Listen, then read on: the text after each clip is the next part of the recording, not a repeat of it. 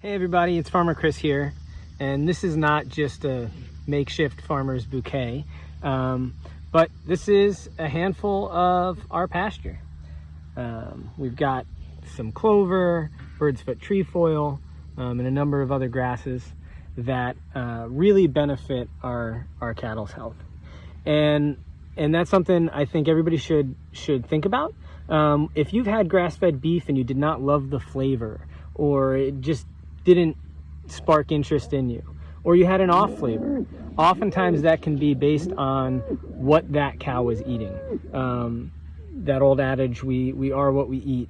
I grew up in the suburbs, didn't have a ton of farm experience. I always loved animals, always loved food, and I can't sit still behind a desk for real long.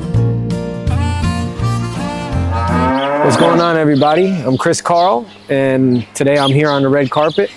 I'm going to show you around my farm, give you some insight into my business 3 is 4. Let's go. So we're going to just take a little walk on the farm, check on some animals. We practice what folks would call regenerative agriculture, and manage our animals and our fields holistically. So a little bit like us, Mother Nature and animals are all pretty complex, right? And a lot of times a modern system looks at only 1 or 2 aspects. How do I grow a chicken as quickly as possible, or how do I produce eggs for the cheapest price that I can? And that's all important in business, but you also want to look at the broader picture, right? Are we reducing the amount of inputs we need? Do we need more feed, more fertilizer, whatever that might be, compared to if we look at this as a whole system, how do you allow it to feed itself? So, right now it's the end of the season, so you see there's lots of different kinds of grasses down here. We try to foster a healthy, natural grassland here. So we do plant additional grass species, but a lot of this are native grasses. And the benefit there is that we're a little bit more drought resistant. Our fields will hold longer in the season, they'll be more productive, and that in turn feeds all these guys out here. So in that same concept, while it's the end of the season, you'll see stuff's kind of browning out. Generally speaking, we move these animals very frequently, and that allows us to maintain the root system, have that grass grow back more quickly. It reduces the amount of parasites in the fields, which then means we don't need to use antibiotics, hormones, or antihelmintic drugs, which are like dewormers. So we're really trying to mirror a natural system where our cattle will be like the bison out on the Great Plains, the goats and sheep will be like the deer and antelope, and then the chickens will be like the birds. And that creates a healthy ecosystem. It feeds the land and also eliminates a lot of the risks involved with parasites and other things that more conventional farming methods have to deal with. We are rounding things up around the farm ahead of Tropical Storm Henry, and a lot of times farmers and any of us, when we have times like this come up, we kind of look at the bad in it, but I'm looking at the beautiful. We had one of our breeding cows go a little early ahead of the impending storm and gave us this beautiful little baby. We got mama moved up into the next field, and we're helping the baby on up, and we just wanted to share this beautiful moment with you, and we'll let you see baby and mama walk off in just a second here.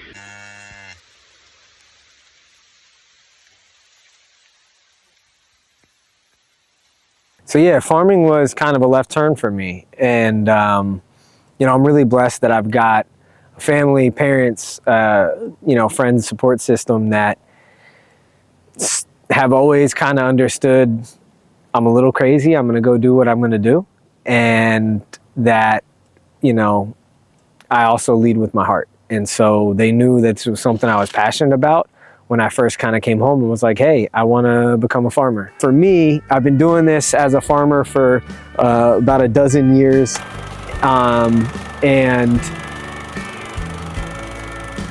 as an investor and as a business owner outside of the farm, I really try to work into everything that I do.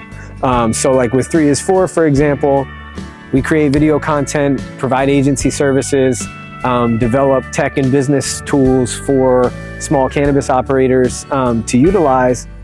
But all of that's really with the goal of telling authentic stories in a way that uplifts the community and leaves our viewers and the communities that we're interacting with better than we found them, right? And I think if everybody kind of put that in their head, there's a way to be successful and have a good business that's profitable in all these, while also still doing good and creating, you know, positive impact in the world. So yeah, so this barn here is how we feed the cows in the wintertime. And you see like those metal gates that come through, they're slanted because a cow won't, if it's eating with its head down straight, it won't turn its head with food in its mouth. So basically we're able to put the hay on the outside of this barn here, and they'll eat it, and then anything that they don't eat in that first mouth drops down, it stays on a clean surface. Otherwise, if we're feeding them hay inside the barn, they're gonna pick it up, it falls on the floor is dirty, they don't wanna eat it anymore. So kind of helps us be more efficient with our feeding when we have to give them the hay, and saves us money as well. Hi, I'm Stephanie Karl. I'm Farmer Kris's mom. I'm also known as Mom. Kris was going to Providence College. He was a public service policy major, and he was working with many different types of kids, specifically at that time, kids in gangs. And he was working with them. He didn't look anything like he does today. He was much heavier. He had a big beard. The long hair was still there. And he would go into different things. They had to make sure they didn't have guns, and he kept trying to find different ways to have the kids become successes outside of gang violence and things like that. And they tried a music program, sports, and he then went to his professor and said, I feel like there's still kids we're losing. And the professor talked with Kris for a while and realized that he cared about the food he ate and things like that. So he told him about this person that graduated a few years back and had a farm. And Kris thought it sounded neat. And he went and spent his summer on that farm and came out thinking, wow, this is it. If I could do something like this, maybe then there's an opportunity that the kids could come to it, and we could maybe start changing lives. And he ends up coming to us very seriously. And it was the end of his sophomore year into his junior year, asking us if at some point he wanted to start a farm. And Ken and I said, okay. And Ken is his dad. We thought it seemed like a neat thing. We'd never done farming. We were not farmers. I was a special education teacher. Ken worked in finance in New York City. And we just thought it seemed like, anything that we could support him and this great vision that we had. At some point, kind of decided like, I'd love to try something different. And I want something that is a beautiful way to live a life, right? It's about lifestyle. We only got one go around in life, and we might as well live it well. Growing up in the suburbs, my dad, what's going on? I got a donkey biting me. My dad was in investment banking, and it provided a lot of wonderful opportunities for me in life. But at the same time, he traveled a lot. His office hours were long and late. And I kind of always knew, like, I want to be a part of my kid's life every day as much as possible.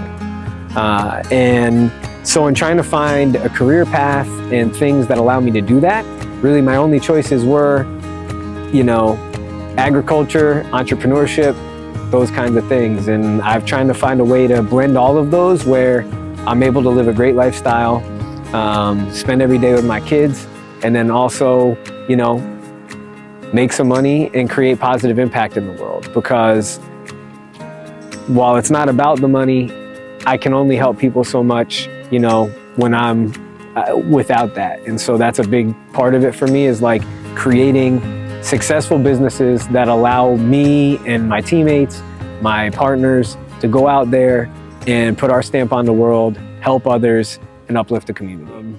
So basically that coop over there is mobile. You see it's got tires, it's on a trailer.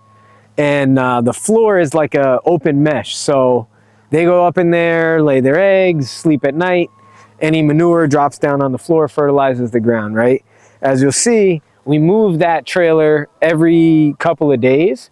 And you know, beneath it, sometimes the ground will get a little bit chewed up from them, or you know, the manure pack, but then ultimately it feeds the pastures. So by doing that, we eliminate them ever being in a place where they're staying in, you know, an unhealthy environment. They're pretty much always on fresh grass, and they'll come out then. Pasture-raised birds get about 30% of their food from the pasture, and then supplemental, you know, local grains and things like that. These birds are pretty wild, right? Like I always say, they kind of look like dinosaurs out here. Sometimes they'll come running and it's like some Jurassic Park type thing. What's up, everybody? 3 is 4. We got Director K and Farmer Kris. We're out here doing some filming for the red carpet. And K's a little scared because the chickens are all up on him. But he doesn't realize it's all love and they're just out here having fun. But hope y'all are having a good day. But you know, my view is, you want healthy eggs or healthy meat, you need to have a happy and healthy animal. And so, you know, we try and provide these animals the best life that's most akin to their natural environment. You'll notice them, you know, rooting around, picking in the grass, kind of dusting themselves in the dirt. These are all natural behaviors that, you know, the lion's share of chickens in the US raised for meat or eggs do not get that experience. They're inside of a barn all day, every day. They almost never see daylight.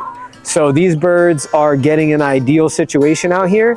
And as you'll see, you know, just like our farm has a lot of different animals on it, we don't only use just one type of chicken.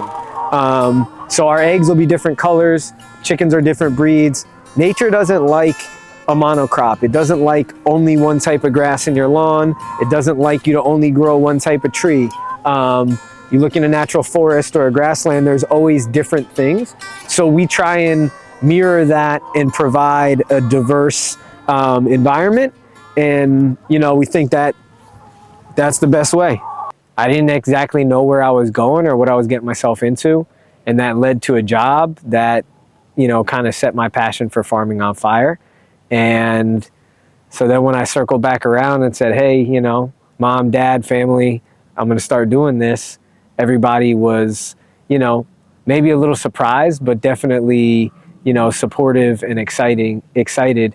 And I think that made all the difference. You know, I think community and support allow us to go farther than we can on our own. And that's something I've been really blessed to have in my life. 1212 Plant-Based Hair Care is one of the fastest emerging brands to dominate the beauty industry. Hairstylists across the globe are making the switch to 1212 because of their natural ingredients and flawless results. 1212's clarifying shampoo gently cleanses the hair and scalp, followed by their extra rich conditioner that hydrates and adds moisture for that weightless finish. All products are handmade with no harmful chemicals and works great for all hair types, textures, and colors. Regain confidence and restart your healthy hair care journey today with 1212, a brand that you can trust. Say goodbye to damaged hair. Visit 12haircare.com to learn more.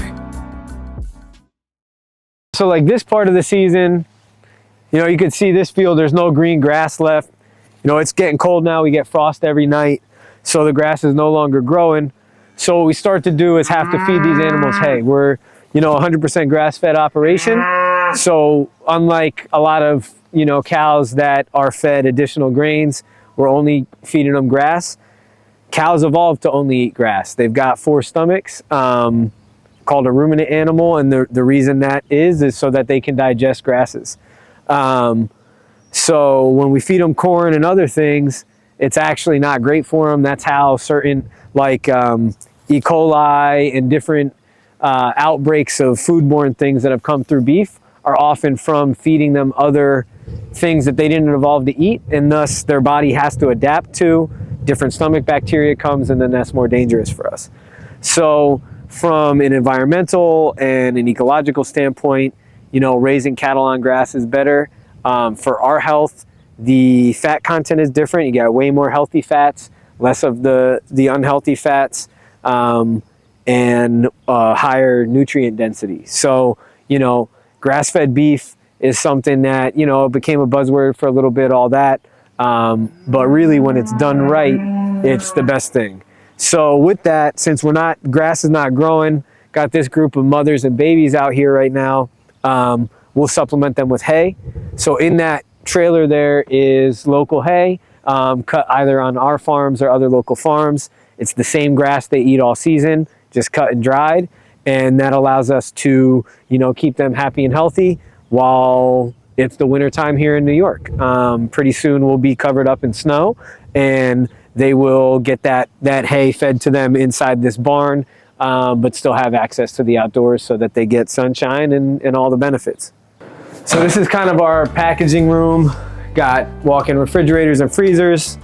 And, you know, we raise all these animals. We sell some animals live, but then, you know, it's the products that we bring to market. So we do a pasture-raised egg, as you can see, multicolored, kind of beautiful. Taste the rainbow the natural way. Forget those Skittles. And then, you know, we do all different kinds of meats. So everything from, you know, unmessed with cuts, like this is Korean style beef short ribs, but that's just beef, whole turkeys. Then we do, you know, cured meats, bacons, sausages, stuff like that. And then our honey, right from our bees in the hives. The bees kind of support the entire function of the farm. You know, they pollinate all the plants that feed the animals, they pollinate our vegetables, and benefit the environment. If you want the real flex for you and your health, it's this right here, the big old half-gallon jar of honey. And that's that. All right, so obviously we talked about what kind of products we produce here at the farm and all that, but how do we sell them? So back in the day, I used to go to tons of farmers markets down in the city, up in the Hudson Valley, all over the place. You know, with family life and all that, I kind of decided that wasn't working for me as much. We'll still do that sometimes, but predominantly we sell the meat directly off the farm via a CSA, which is short for Community Supported Agriculture. And basically the way that works is people will buy a share at the beginning of the season, and then each month or each week you get a set amount of products. We don't have one running right now. We'll usually do those in the warm months. Then on top of that, you can order directly on our website. We'll ship to your home. We try and use completely recyclable and/or compostable packaging, and we carbon offset the shipping so that realistically you can get it delivered to your door with less environmental impact than driving yourself to the farm. We are able to ship a lot of places. We tend to keep it somewhat local. It's about 8 states that we can ship to in the Northeast and Mid-Atlantic. Although, you know, we are able to ship beyond that. It just usually requires a little extra dry ice and all that. So that's one way. You could order directly on our website. We also have a farm stand right here on the farm folks can come pick up from, and we do work with a few select retailers. So this order, for example, packing up some beautiful grass-fed ground beef, these short ribs. We got some nice hickory smoked bacon from our pasture-raised pigs,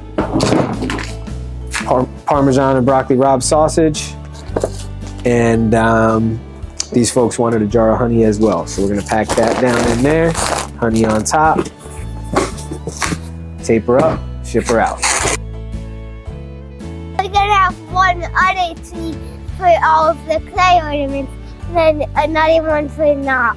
That's pretty cool. So one tree, only ornaments you made out of clay, and then another, then a second tree with the regular ornaments. Yeah. This is my mom's art studio, and so, you know, a lot of times I'm over here making stuff, the boys are over here making stuff. We do pottery on a pottery wheel. They glaze all these pieces like that are pre-made. It's just a great way for the kids to get a part of their education and, you know, artistic release for the rest of us. Kind of like everything else in my life, try to do as much as we can, you know, with the people we care about. So whether it's friends, family, all that, I want to be present. I want to be a part of it. And I believe that, you know, creativity is a key part of that. I'm teaching the camera, not you. Okay. You're also getting covered in clay. I don't care. I'm supposed to be dirty when I use that.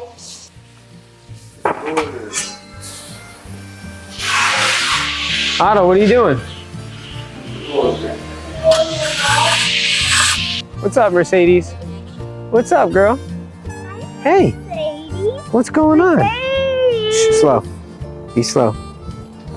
Hey, mama. Hey, mama. Mercedes. Let her be. She's nervous.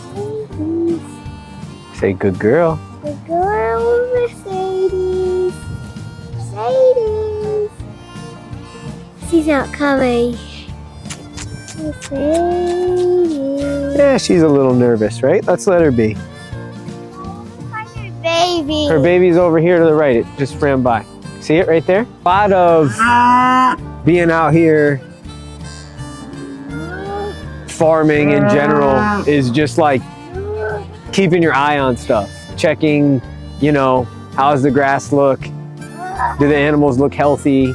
Somebody have, you know, something going on. And so, you know, even though I'll have some groups of animals that are pretty big, I tend to get used to like what their usual traits are. You know, some of them are a little bit more aggressive like some of us are. Some of them are a little bit more lazy. And you'll notice those changes on a day-to-day basis and know like, okay, something's going on. We gotta address that. And, you know, going back, like I was saying earlier, taking a regenerative approach to business, I kind of think it's very much the same thing. Whether you're raising kids, whether you're raising animals, or whether you're running a business, you want to pay attention. You know, if you don't have your eyes on it, you don't know all those things that are going on. And whether it's a teammate, an employee, project, you know, just being out there, having your feet on the ground, eyes on the project, allows you to know what's going on. And the same with raising things. So really, I think it's just applying time and energy.